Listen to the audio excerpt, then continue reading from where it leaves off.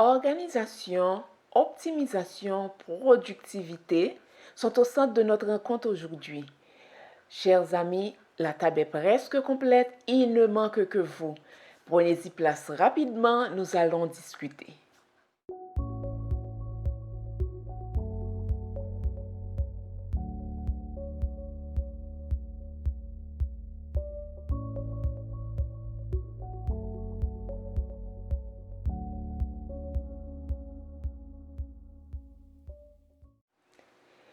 Bonjour, mon nom est Madeleine. C'est encore un plaisir d'être avec vous aujourd'hui. Dans cette vidéo, nous allons découvrir ensemble comment aménager un espace de travail pour optimiser le travail de tous ceux qui travaillent en administration, particulièrement les secrétaires et réceptionnistes. Dans l'aménagement d'un bureau, je parle de l'espace de travail. L'attribution des espaces doit être faite suivant le rôle et la fonction de chaque employé. Je prends un exemple. Un espace qui convient à un comptable ne peut pas convenir à une secrétaire, à une réceptionniste, ainsi de suite. Je pense qu'un endroit où vous passez près de 8 heures mérite d'être bien aménagé. Le bonheur que procure cet espace est aussi important que ce que vous produisez. Même pour ceux qui font du télétravail, cette notion s'applique, mais elle est moins significative parce que vous êtes chez vous. Vous êtes libre de trouver l'espace idéal pour vous installer afin de travailler confortablement. Parmi les éléments qui contribuent à vous rendre confortable, vous pouvez citer un mobilier adapté au type de travail, des équipements appropriés, sa position ainsi que son environnement. Vu que le rôle de la secrétaire est d'aider et de fournir, son bureau doit être placé tout près de celui du directeur ou de l'équipe avec qui elle travaille. Elle doit être bien installée pour pouvoir travailler en toute tranquillité et confidentialité.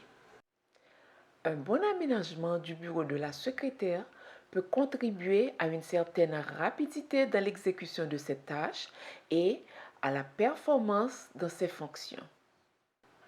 Et maintenant, chers amis, je vais vous donner un exemple de configuration de bureau de la secrétaire. On trouve le mobilier, l'ordinateur dont l'écran doit être visible que par la secrétaire parce qu'elle travaille le plus souvent sur des dossiers confidentiels, le téléphone placé du côté gauche qui lui permet de prendre des notes en même temps qu'elle parle. Elle doit avoir également sur son bureau des cartes de référence téléphoniques, son calepin, même si tout devient électronique de nos jours. Une calculatrice, un plumier et toutes les fournitures de bureau comme les stylos, crayons, les liquides correcteurs, autocollants, des cahiers de notes, des trombones, agrafeuses et j'en passe.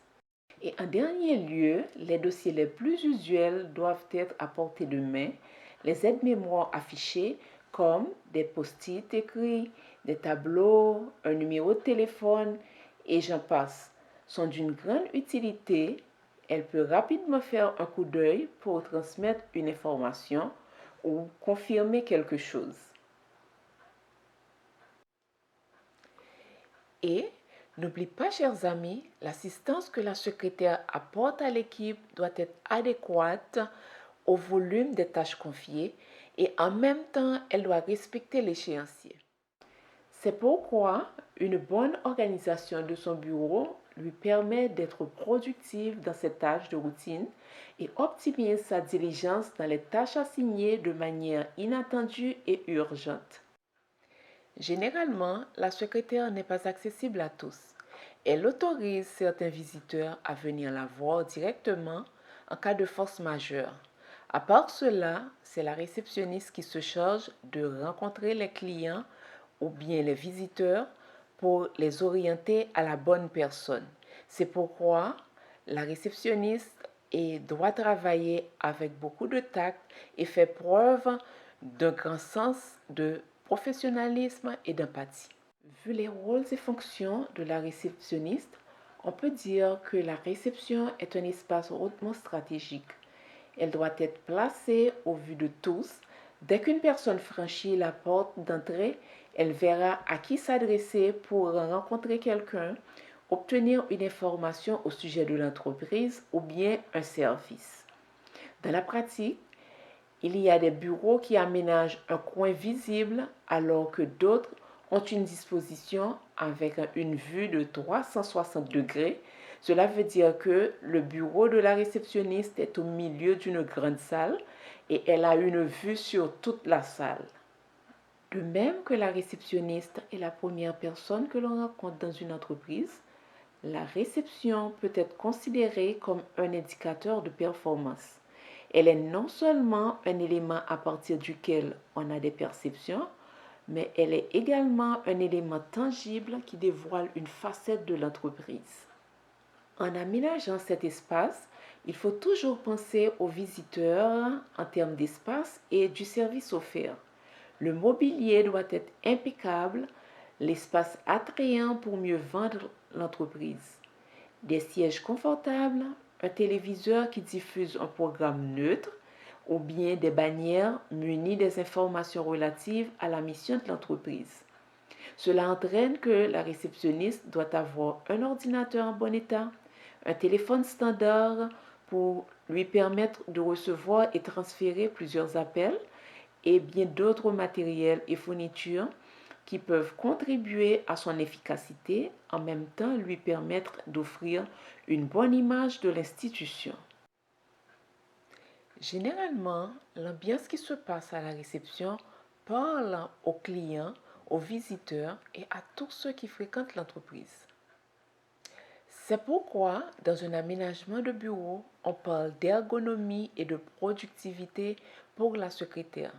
Et pour la réceptionniste, on dit que la réception est un espace stratégique et collaboratif.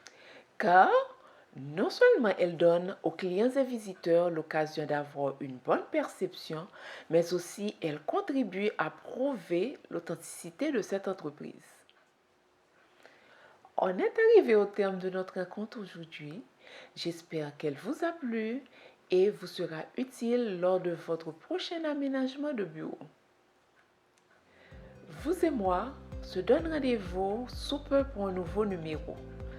Entre-temps, partagez, commentez et surtout abonnez-vous pour que vous soyez informés de notre nouveau sujet qui s'annonce intéressant. Au revoir!